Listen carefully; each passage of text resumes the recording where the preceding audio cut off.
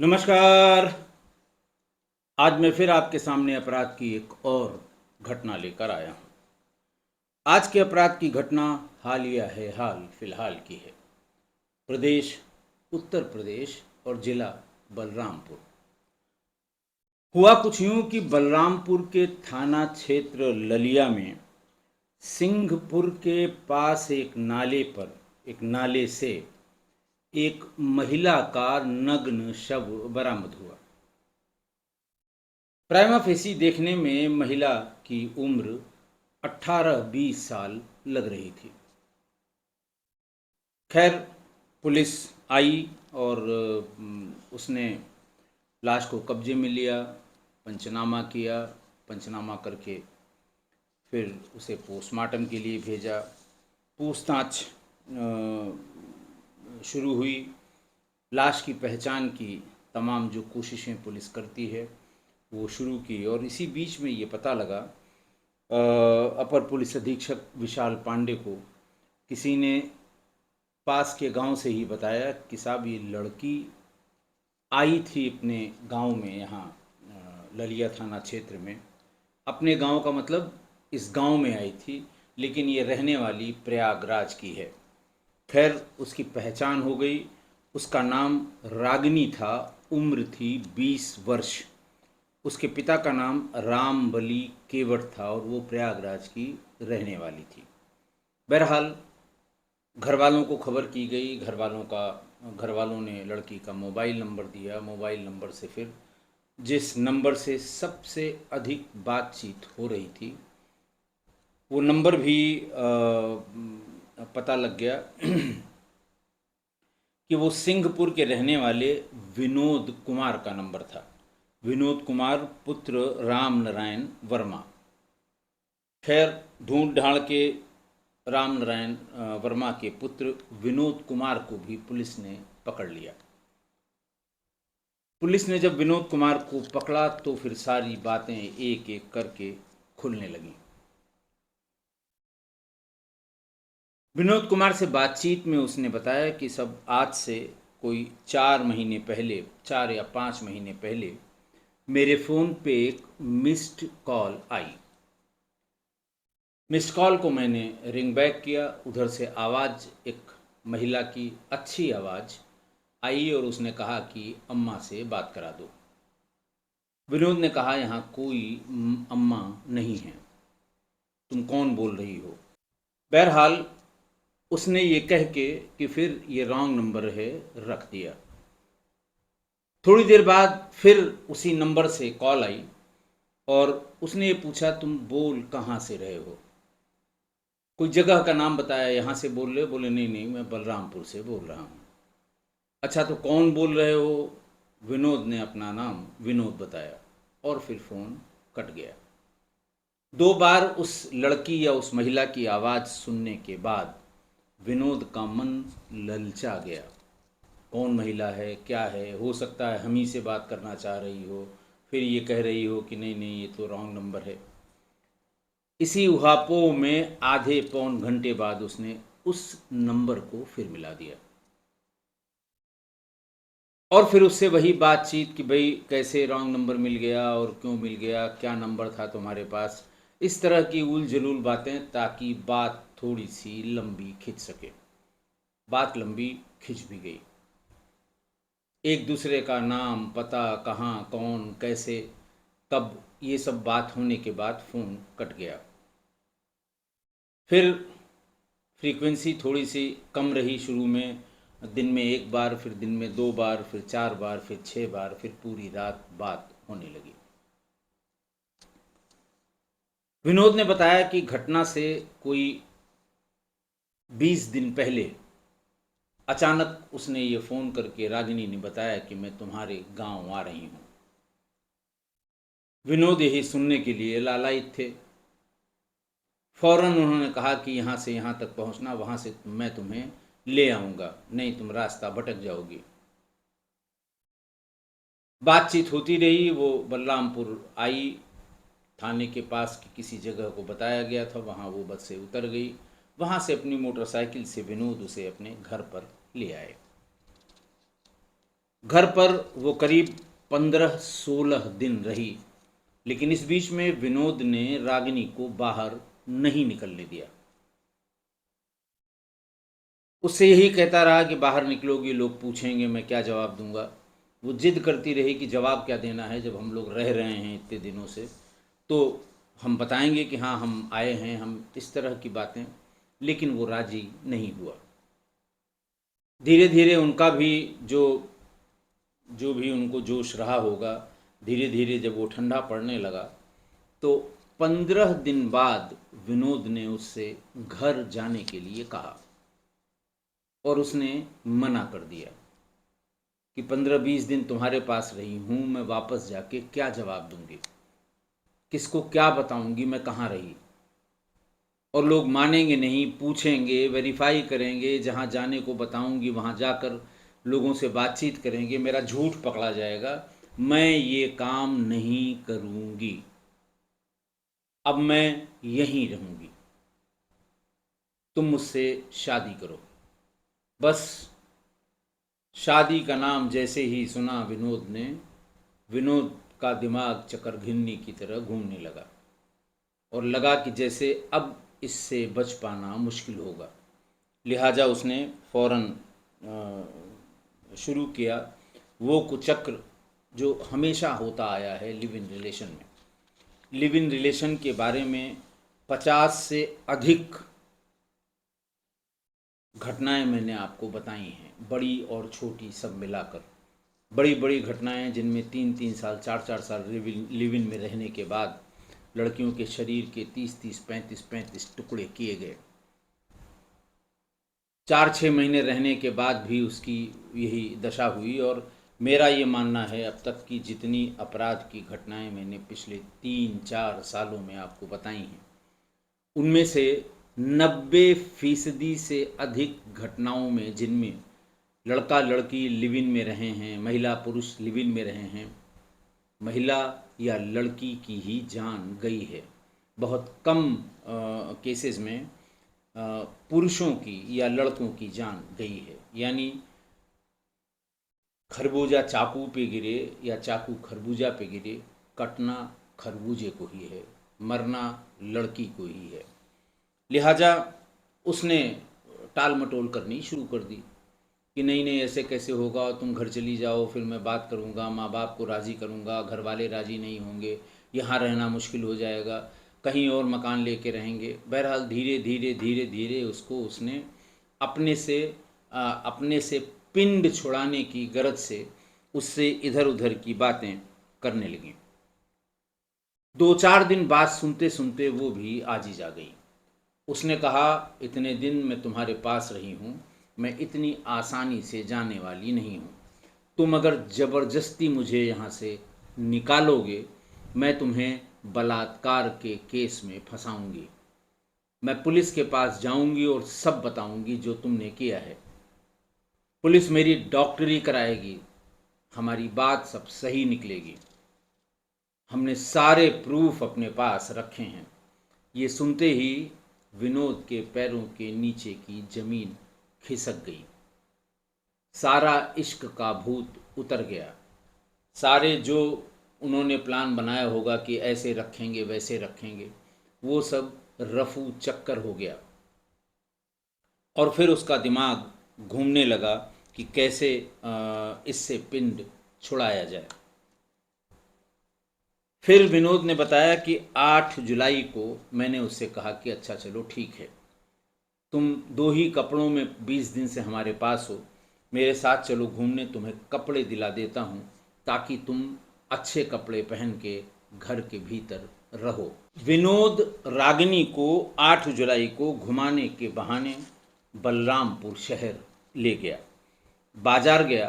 बाजार में उसने उसके लिए गहरे नीले रंग की कुर्ती और लेगिंग्स खरीदी और उससे ये कहा कि तुम ये कपड़े यहीं जहाँ चेंजिंग रूम है वहीं पर ये कपड़े बदल लो।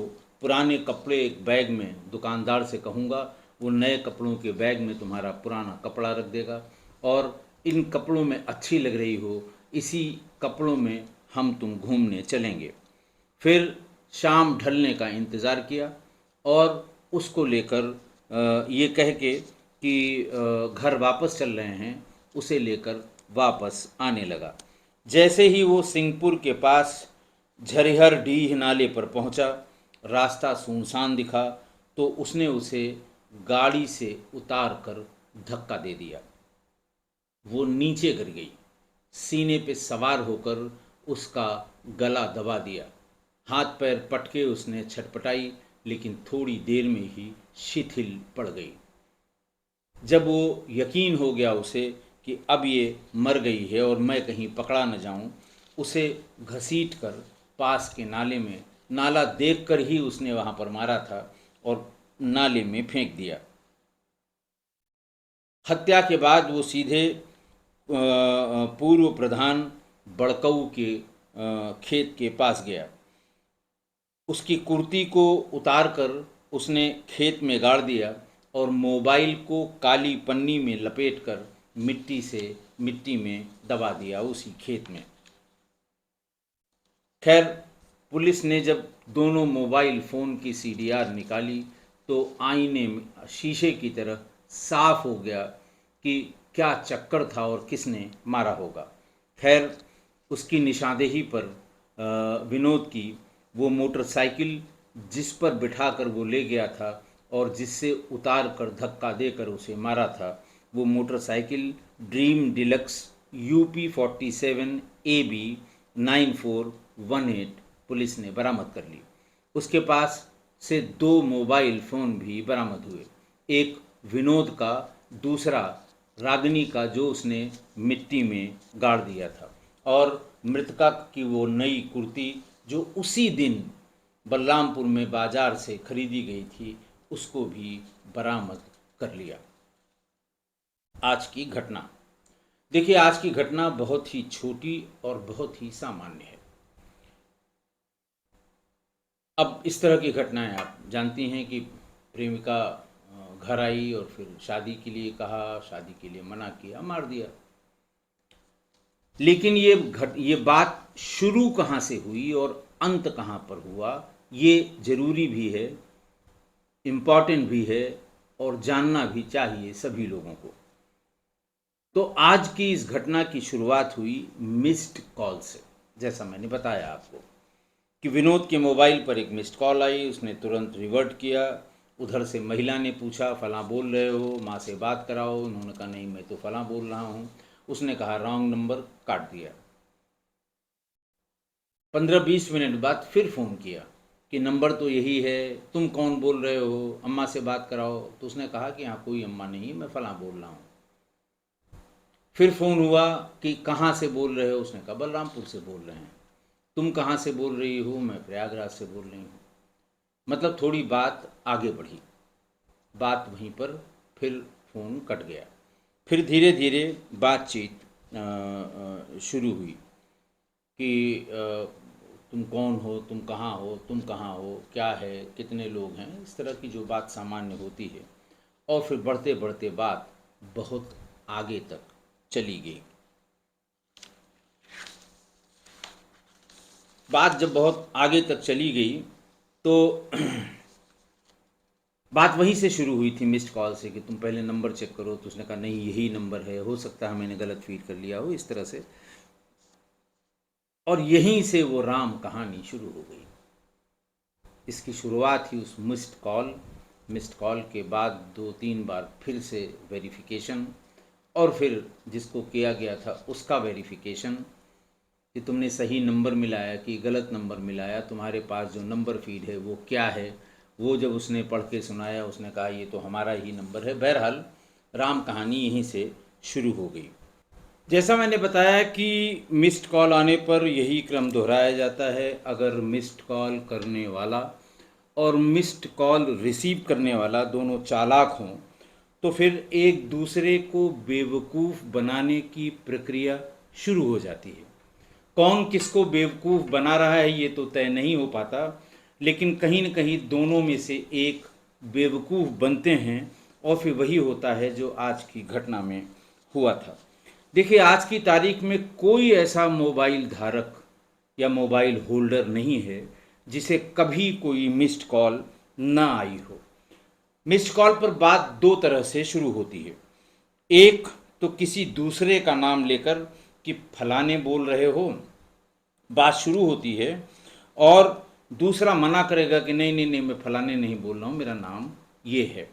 फिर कहाँ से बोल रहे हो, कौन बोल रहे हो, और ये तो उन्हीं का नंबर था। इस तरह करके बात वहाँ ख़त्म हो जाती है, ये कह के कि गलत कॉल हो गई, रॉन्ग नंबर निकल गया। और दूसरा कि फ़ोन करते ही ये पूछा जाए कि इस जगह से बोल रहे हो, जैसे जौनपुर से बोल रहे हो, लखनऊ से बोल रहे हो, कानपुर से बोल रहे हो। और अगर अगला वहीं का रहने वाला है और जानबूझ के ऐसा कह रहा है, जैसे मान लिया जौनपुर का रहने वाला है, तो वो पूछेगा कि शाहगंज से बोल रहे हो, तो अगला कहेगा नहीं नहीं, मैं तो सिगरा मऊ से बोल रहा हूँ। और फिर बात शुरू होगी और फिर वो वहाँ तक जाएगी जहाँ मैं आपको आज की कहानी में बता रहा हूँ। बहरहाल दूसरा तरह का की मिस्ड कॉल होती है मिस्ड वीडियो कॉल। डीपी पर एक सुंदर नौजवान लड़की की फ़ोटो हो और आपको दिखाई पड़ जाए कि इसकी मिस्ड कॉल है, तो वो फ़ौरन रिंग बैक कर देगा। और रिंग बैक किया नहीं कि आप जाल में फंसे। 20 सेकंड, 25 सेकंड, 30 सेकंड की नेकेड लड़की की एक वीडियो चलेगी, आप आंख फाड़ के देख रहे होंगे। उसकी स्क्रीन रिकॉर्डिंग हो जाएगी, आपका फ़ोन काटने के 2 मिनट के भीतर स्क्रीन रिकॉर्डिंग की वो वीडियो आपको भेज दी जाएगी। और ये कहा जाएगा कि अगर ये मैं शाम तक यूट्यूब पे अपलोड कर दूंगा, फेसबुक के आपके अकाउंट फला फला में इसे अपलोड कर दूंगा, तुम्हारे उसमें बहन हैं, भाई हैं, पत्नी हैं, सब लोग तुम्हारे उस अकाउंट में हैं। और जब सब देखेंगे तब तुम्हारी समझ में आएगा कि तुमने किया क्या है। बहरहाल बचने के लिए आदमी हाथ पैर जोड़ेगा, गिड़गिड़ाएगा और कहेगा कि अरे जाने दीजिए, जो कहिएगा वो हम करेंगे। और धीरे धीरे करके घर वालों के गहने भी बिक जाते हैं अपनी इज्जत बचाने के लिए। और अगर एक बार बात शुरू हो गई तो फिर अंजाम वही होगा, सेक्सटॉर्शन से भी बुरा अंजाम होता है ऐसे में, अगर आप मिस्ड कॉल में बात आगे बढ़ाते हैं। विनोद ने कहा कि जब उसको पता लगा कि वो शादीशुदा है तो वो उससे पिंड छुड़ाने के लिए उसने उसकी हत्या कर दी। लेकिन मैं विनोद की इस बात को सरासर झूठ और गलत मानता हूँ। ऐसा नहीं हो सकता। 5 महीने तक एक दूसरे से बात करने पर दोनों लोगों ने एक दूसरे की बेसिक बातें जान ली होंगी, और ये बात करने के बाद ही, बेसिक बात जानने के बाद ही बात को आगे बढ़ाया गया होगा। और इसीलिए बात जब एक दूसरे के बारे में अच्छी तरह सब जान गए होंगे, तभी रागिनी अपना सब घर द्वार छोड़कर प्रयागराज से बलरामपुर आई होगी। विनोद को भी ये पता होगा कि रागिनी शादीशुदा है। ऐसा कैसे हो सकता है कि 4 महीने में वो किसी को एक नज़र में देखने के बाद और फिर 10 दिन उसे न पता लगे, लेकिन 5 महीने में ऐसा नहीं हो सकता कि उसे न पता रहा हो। 15 दिन वो घर पर ही रही, उसको घर से बाहर विनोद ने नहीं निकलने दिया। बात तब खराब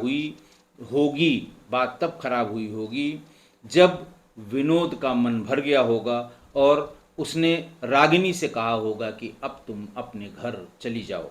तब रागिनी ने ये कहा होगा कि 15-20 दिन बाद मैं अब घर जाऊंगी तो लोगों को क्या मुंह दिखाऊंगी, लोगों से क्या बताऊंगी कि मैं 15 दिन कहाँ रही हूँ, क्या जवाब दूंगी। अब तो तुम्हें शादी करनी होगी, चाहे धूमधाम से करो, चाहे मंदिर जल के करो, लेकिन अब मैं इस घर से नहीं जाऊंगी। और इससे जैसे ही ये बात हुई होगी, विनोद को लगा कि ये तो गले पड़ जाएगी, और तब उसने उसे मार दिया। इसलिए जब भी कोई मिस्ड कॉल आए कि जो आपको मिस्ड कॉल कर रहा है वो है कौन, और उससे फ़ोन मिलाने के लिए कहिए। ये सब पता करने के बाद कि आपका जानने वाला है कि नहीं है, उससे फ़ोन मिलाने के लिए कहिए, आप रिंग बैक मत करिए। और जैसे ही ये जवाब आ जाए कि ये रॉन्ग नंबर था या गलती से मिल गया था, आजकल तो एक नई चीज़ शुरू हुई कि बच्चों ने मिला दिया था, ऐसा जवाब जैसे ही आए उस नंबर को फ़ौरन ब्लॉक कर दीजिए। कतई उसको मत छोड़िए, फ़ौरन ब्लॉक कर दीजिए, ताकि बात आगे बढ़ने की कोई गुंजाइश न रहे। और अगर मिस्ड वीडियो कॉल आती है तो भी कभी वीडियो कॉल को वीडियो कॉल से रिंग बैक कभी मत करिए, भूल के मत करिए, अगर वो नंबर आपकी कॉन्टैक्ट लिस्ट में नहीं है। वो भी आप मैसेज कर दीजिए, व्हाट्सएप कॉल आई होगी या किसी दूसरे सोशल मीडिया की कॉल है तो उस पर मैसेज करिए कि आपकी मिस्ड कॉल अभी अभी दिखाई पड़ी, आप कौन हैं। और जैसे ही जवाब आ जाएगा आपको पता लग जाएगा आपका जानने वाला है, कोई फ्रॉडस्टर है, उसको भी वहीं पर तुरंत ब्लॉक कर दीजिए। और डीपी पर फोटो, सुंदर सुंदर फोटो देखकर ललचा गए अगर आप, तो आप समझिए आपके जान पर बन आएगी, वो भी कि आप न हंस पाएंगे न आप रो पाएंगे। इसलिए सावधानी हटी, दुर्घटना घटी। आशा है आप मेरी इस बात से सहमत होंगे। आज के लिए इतना ही। बहुत बहुत धन्यवाद।